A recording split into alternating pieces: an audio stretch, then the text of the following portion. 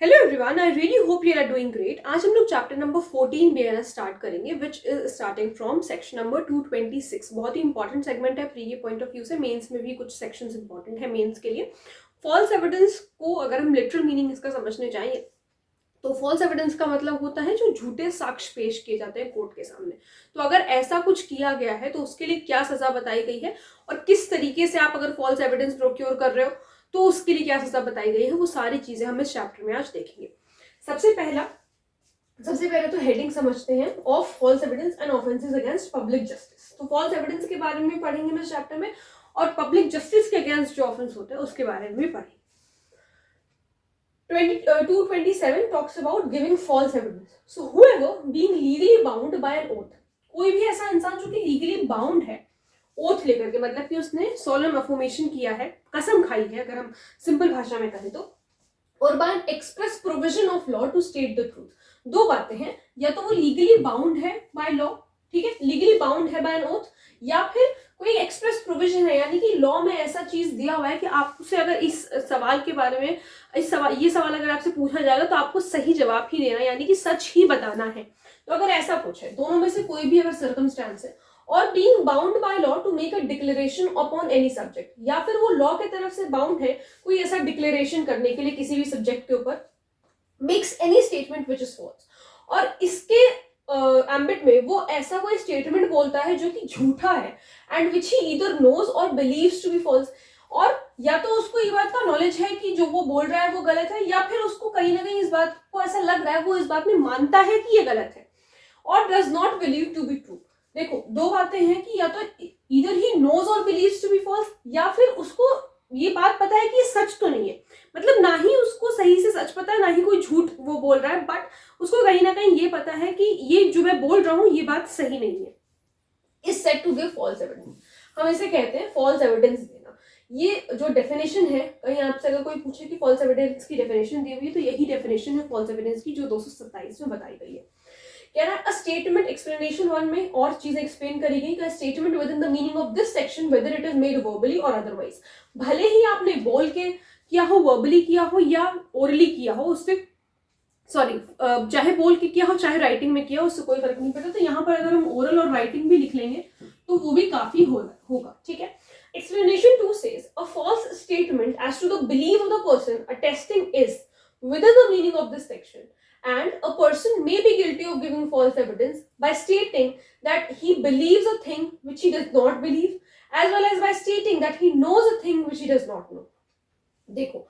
एक false statement को हम बोलेंगे अगर वो अटेस्ट कर रहा है, और उसने मतलब अगर कोई फॉल्स स्टेटमेंट अटेस्ट कर दिया, फॉल्स स्टेटमेंट अगर उसने कोई अटेस्ट कर दिया तो हम बोलेंगे कि इसने फॉल्स एविडेंस दिया है। तो पहली लाइन तो ये कह रही है कि वो भी सेक्शन के अंडर आ रहा है, ठीक। अटेस्ट करने का मतलब क्या होता है, पेपर पे कोई बात लिखी आपने उसमें जाकर के साइन कर दी, that means you are attesting it, आप मान रहे हो कि वो चीज सच है, ठीक। अब दूसरी बात क्या है, and a person may be guilty of giving false evidence, और दूसरा क्या केस है, एक इंसान गिल्टी हो सकता है फॉल्स एविडेंस देने के लिए जब वो स्टेट कर रहा है that he believes a thing which he does not believe, मतलब कि वो खुद उस बात को मान नहीं रहा है लेकिन फिर भी उसने कह दिया कि वो मान रहा है। जैसे मान लीजिए मैं अगर कह दूं कि उसकी बाइक किसी एक्स पर्सन ने चुराई, मुझे पता है कि ये बात मैं गलत बोल रही हूँ, उसके बाद भी अगर मैंने बोल दिया तो भी ठीक है, तो ये फॉल्स एविडेंस हो जाएगा। As well as by stating that he knows a thing which he does not know, या फिर मैंने कह दिया कि मुझे एक पर्टिकुलर बात पता है, हालांकि मुझे वो बात पता नहीं है, बट फिर भी I am saying that I know this thing, तो ये भी जो है फॉल्स एविडेंस ही देना हो जाएगा। अब देखो इलस्ट्रेशंस कुछ। A in support of just claim which B has against Z for 1000 rupees falsely swears on trial। जब उसका ट्रायल चल रहा था तो उसने जो है बी ने, अच्छा ए यहाँ पर ए की बात हो रही है, ए फॉल्सली स्वेयर कर रहा है। फॉल्स मतलब कि कसम खा करके बोल रहा है that he heard Z admit the justice of B's claim, कि जेड ने जो है बी का क्लेम एक्सेप्ट किया है, ठीक है। तो यहाँ पर ए ने फॉल्स एविडेंस दिया। अब देखो दूसरा क्या इलस्ट्रेशन है, A being bound by an oath to state the truth, वो by an oath solemn affirmation उसने किया, उससे वो बाउंड है। states that he believes a certain signature to be a handwriting of Z. कोई एक ऐसे certain signature है, वो यहाँ पर A ने क्या बोला कि ये जो particular signature है ये Z का signature है. When he does not believe it to be the handwriting of Z. ये इसने बोल तो दिया, लेकिन इसे ये कहीं ना कहीं पता है कि ये Z की handwriting नहीं है. Here A states that he knows to be false and therefore gives false evidence. तो यहाँ पर उसने जो है false evidence दिया है. अब एक ये वाला illustration देख लेते हैं. A, an interpreter or translator, gives or certifies as a true interpretation or translation of a statement or document which he is bound by an oath to interpret or translate truly. Section है BNSS में कि जो भी interpreter है, वो जो भी कुछ उसे इंटरप्रेट करने को कहा जा रहा है वो एकदम ट्रूली इंटरप्रेट करेगा, उसमें कुछ भी घपला नहीं करेगा. तो यहाँ पर उसने क्या किया, he was bound by law to do that, but उसने ऐसा नहीं किया. अगर उसने ऐसा नहीं किया है, that which is not and which he does not believe to be true interpretation, उसे भी पता है कि जो इंटरप्रिटेशन कर रहा है वो गलत है, ठीक है, या जो ट्रांसलेशन उसने किया है वो गलत है. So A has given false evidence. यहाँ पे कहा जाएगा कि उसने फॉल्स एविडेंस दिया. ये इलस्ट्रेशन इंपॉर्टेंट है. अब आते हैं हम फैब्रिकेटिंग फॉल्स एविडेंस पे. फैब्रिकेटिंग फॉल्स एविडेंस का क्या मतलब है, बनाना, झूठे दस्तावेज बनाना, ठीक है, दस्तावेज मतलब डॉक्यूमेंट है. So whoever caused any circumstance to exist, किसी ने भी वो circumstance exist कराने के लिए, मतलब वैसा था नहीं बट वैसा दिखाने के लिए कुछ भी ऐसा कर दिया, कुछ भी बना दिया, कुछ भी कर दिया, ठीक है, और makes any false entry, या फिर कोई false entry कर दी किसी बुक में, किसी रिकॉर्ड में, या फिर कोई इलेक्ट्रॉनिक रिकॉर्ड, और makes any document, या फिर कोई डॉक्यूमेंट बनाया और electronic record containing a false evidence, या फिर कोई इलेक्ट्रॉनिक रिकॉर्ड बनाए, जैसे आजकल किसी ने बोला कुछ और है और उसको एडिट करके कुछ और ही बना दिया.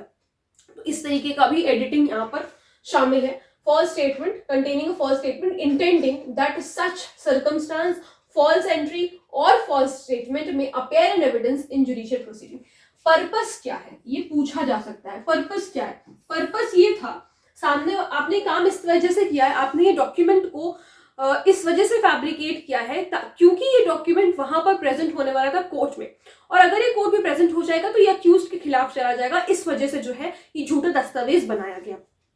ठीक है. और in a proceeding taken by law before a public servant, या फिर कोई ऐसी प्रोसीडिंग जहां पर पब्लिक सर्वेंट प्रिसाइड कर रहा है एज सच, और बिफोर एन आर्बिट्रेटर के सामने, पब्लिक सर्वेंट के सामने या आर्बिट्रेटर के सामने, एंड दैट सच सर्कमस्टांस, और वो सर्कमस्टांस, वो जो आपने क्या कहते हैं घटना जो आपने बनाई है वहां पर, false entry, false statement, so appearing in evidence may cause any person who in such proceedings to form an opinion upon the evidence. और भाई जब आप जुडिशियल प्रोसीडिंग कोई ऐसा झूठा दस्तावेज, अब भाई किसी को पता तो है नहीं कि वो झूठा है, हालांकि बाद में जब पता करने पे आएंगे तो पता चल जाएगा, लेकिन एट द फर्स्ट इंस्टेंस किसी को कुछ नहीं पता कि वो झूठा है. अब आपने वो पेश कर दिया एज एन एविडेंस, तो वो उस पर तो ओपिनियन फॉर्म करेगा ना जज. वही यहाँ पर बताया हुआ है कि ये जो आपने एविडेंस यहाँ पर पेश किया है उस पर जज ओपिनियन फॉर्म करेगा उस एविडेंस के ऊपर, to entertain an erroneous opinion. Erroneous का मतलब होता है एरर, ठीक है.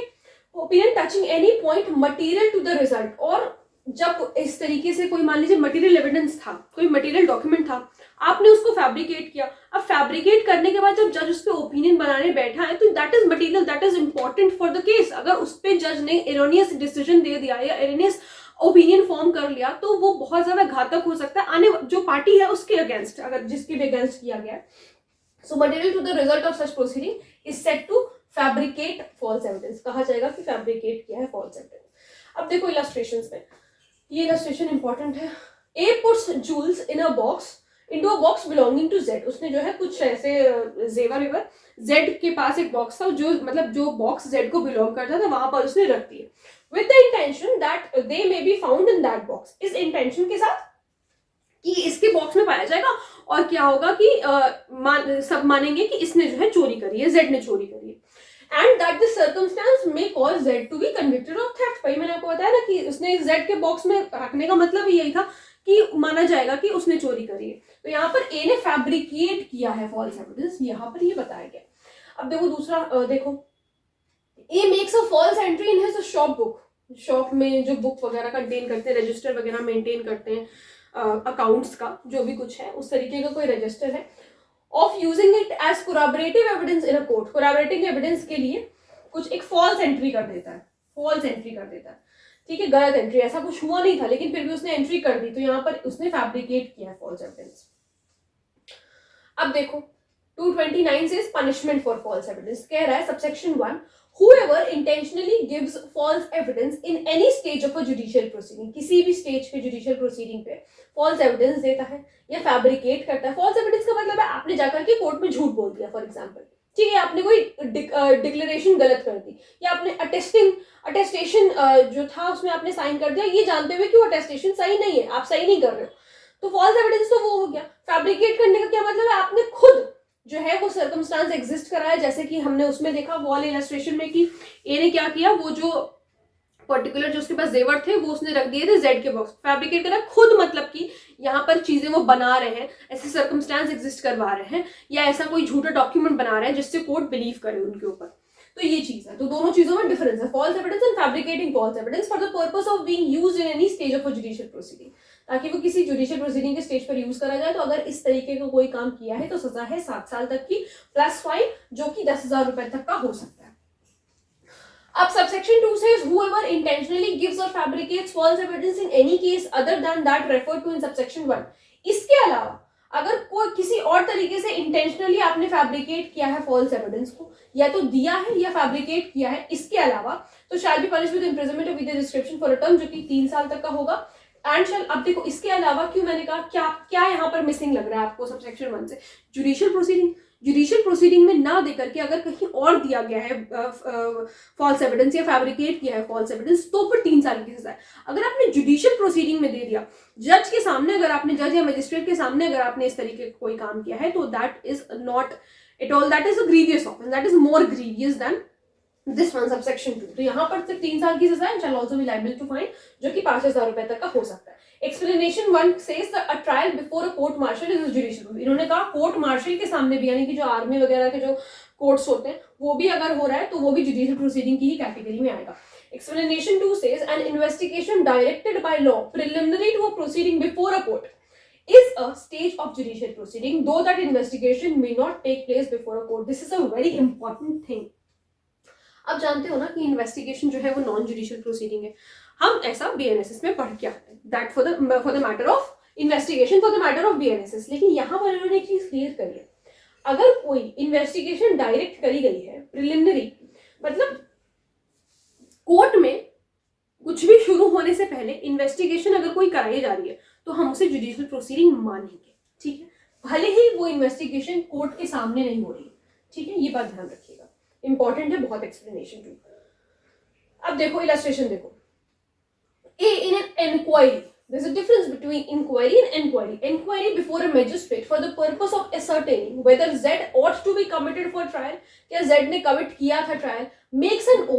on oath a statement which he knows to be false, जो उसे पता है कि वो गलत है।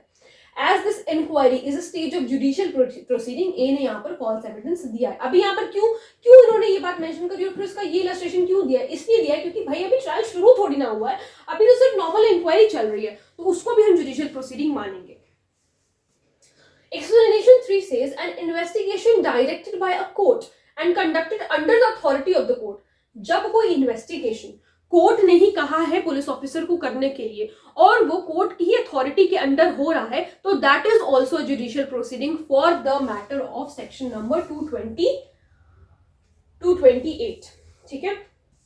Is a stage of judicial though that investigation may not take place before a court. तो ये आपको ये सारी चीजें याद रखनी। अब देखो यहाँ पर इलस्ट्रेशन में इन्होंने क्या बताया, A in an inquiry before an officer deputed by the court, court ने किसी ऑफिसर को बोला था कि आप जाइए वहां पर एसरटेन करिए क्या मतलब बाउंड्रीज वगैरह क्या है लैंड की, तो ए ने क्या किया, makes on oath a statement, जो कि उसे पता है कि गलत है। तो क्योंकि ये इंक्वायरी का स्टेज है, लेकिन हम एक्सप्लेनेशन 3 में पढ़ के आए this is a judicial proceeding, तो यहाँ पर हम कहेंगे कि ए ने फॉल्स एविडेंस दिया है। About 230 पे, giving or fabricating false evidence with intent to procure conviction of capital offense. Capital offense क्या होता है, डेथ सेंटेंस होता है, ठीक है, ये बात याद रखिएगा। आप कैपिटल ऑफेंस भी बोल सकते हैं और आप डेथ सेंटेंस भी बोल सकते हैं। प्रोक्योर का मतलब होता है ऑब्टेन करना। पहले तो हेडिंग ही समझो क्या बता रहा है। कह रहा है फॉल्स एविडेंस दिया जा रहा है या फैब्रिकेट किया जा रहा है इस इंटेंशन से, किस इंटेंशन से, कि आप सामने वाले को चाहते हो कि उसको डेथ सेंटेंस मिल जाए, आप इस वजह से, मतलब आप सामने वाले को कन्विक्ट कराना चाहते हो डेथ सेंटेंस के लिए, इस वजह से आपने फॉल्स एविडेंस दे दिया। अब देखो,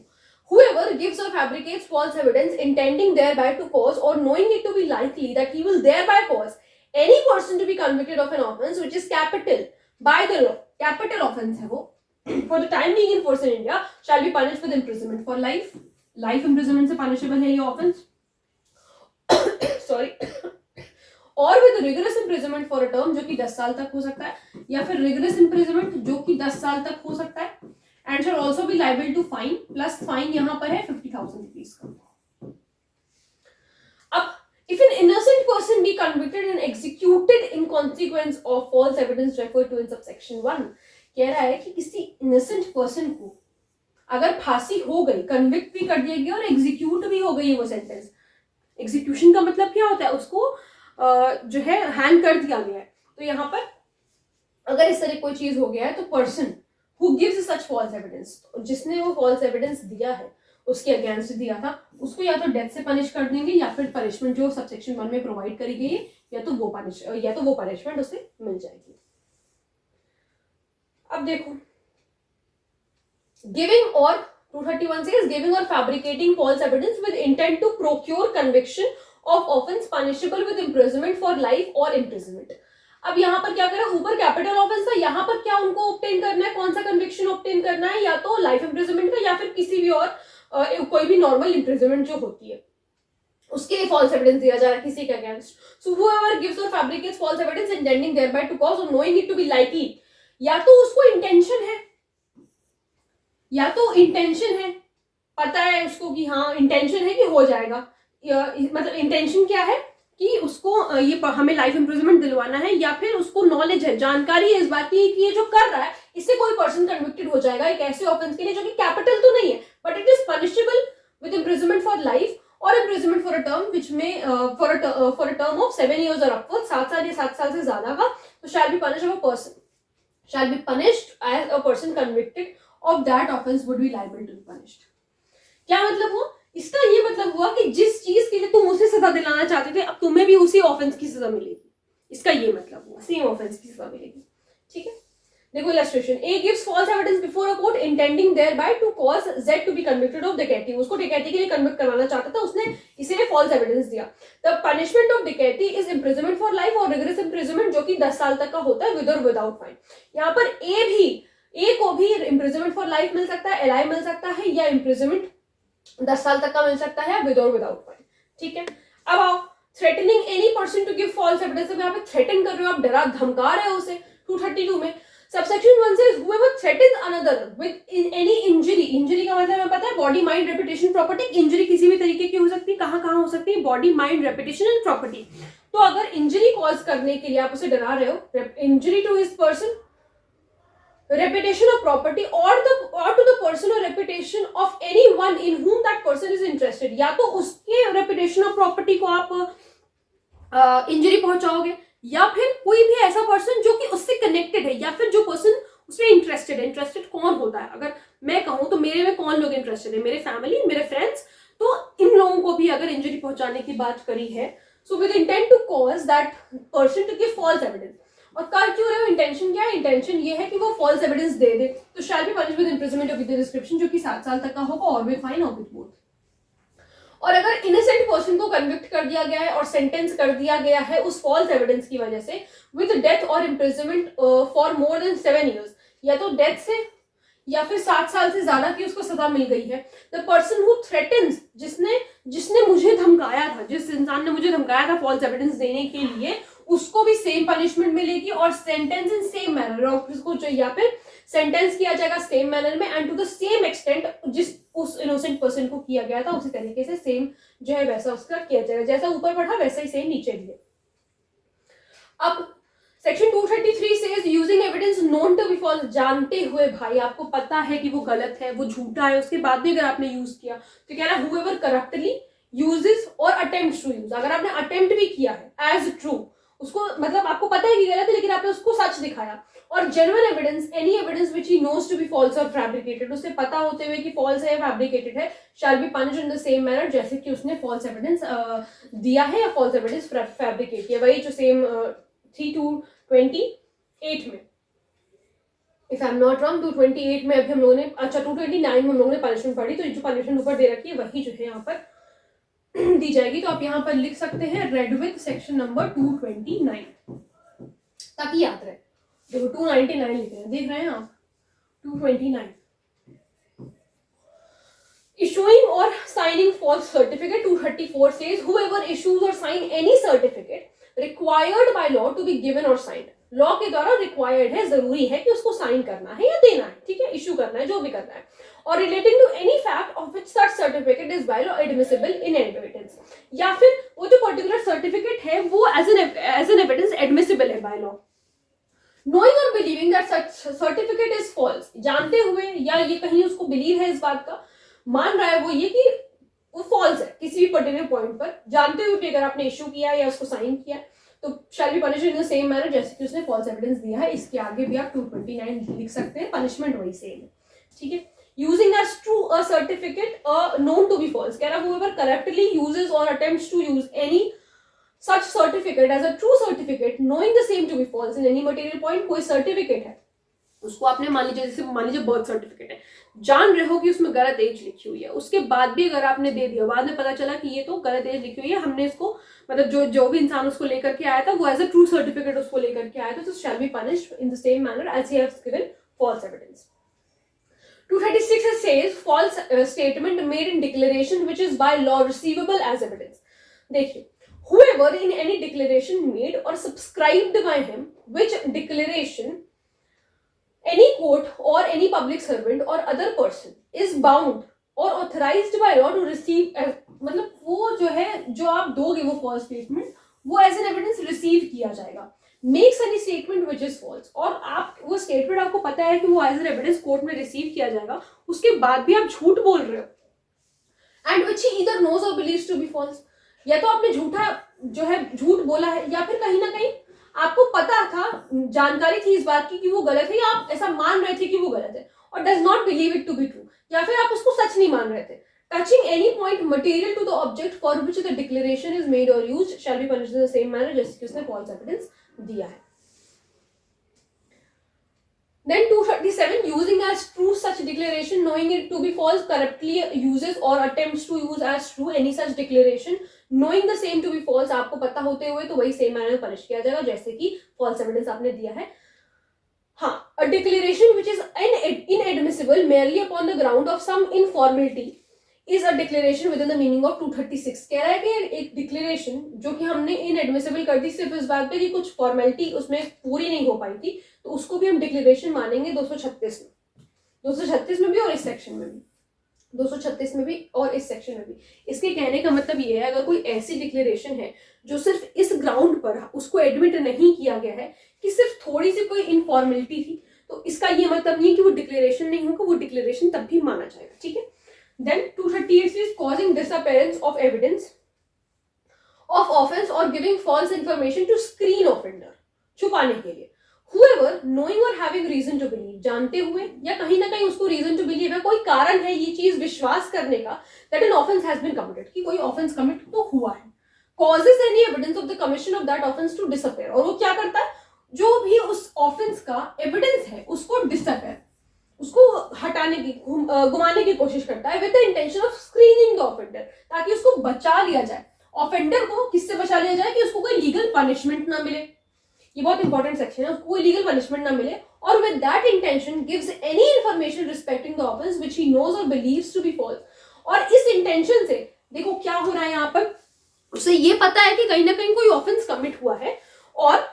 वो जो उस पर्टिकुलर ऑफेंस का जो एविडेंस है उसको वो क्या करेगा, डिसअपेयर करवा रहा है, ठीक है, डिसअपेयर करवा रहा है। और ये करवा क्यों रहा है, क्योंकि उसका इंटेंशन है उस ऑफेंडर को बचाने का लीगल पनिशमेंट से, कि उस ऑफेंडर को कोई लीगल पनिशमेंट ना मिले, और विद दैट इंटेंशन, या फिर क्या इंटेंशन है, कोई भी ऐसा इंफॉर्मेशन देता है उस ऑफेंस के लिए जो कि उसे पता है, कहीं ना कहीं जानकारी है, या वो ऐसा मानता है कि ये गलत है, बिलीव करता है कि ये फॉल्स है। शैल, if the offense which he knows or believes to have been committed is punishable with death, कोई ऐसा ऑफेंस कमिट हुआ है जो कि डेथ से पनिशेबल है,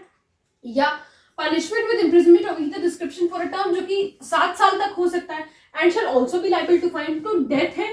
7 साल तक का ऑफेंस है, या फिर फाइन है, प्लस फाइन। ठीक है, यहाँ पे प्लस फाइन कर लो। पहली बात तो ये हो गई, पहला क्लॉज ये कह रहा है। दूसरा क्लॉज क्या कह रहा है, if the offence is punishable with imprisonment for life और with imprisonment which may extend to 10 years। देखो, इम्प्रिजनमेंट फॉर लाइफ 10 साल, या फिर be punish with imprisonment of either description for a term which may extend to 3 years, जो कि 3 साल तक का होगा, प्लस फाइन। अब क्या, सी में if the offence is punishable with imprisonment for any term not extending 10 years, 10 साल से ज्यादा का नहीं है, be punish with imprisonment of the description provided for the offence for a term which may extend to 1/4 part of the longest term of the imprisonment provided for that offense or with fine or with both। कह रहा है if the offence is punishable with imprisonment जो कि 10 साल तक का है, तो उसको पनिश किया जाएगा with the imprisonment of either description. Description क्या है,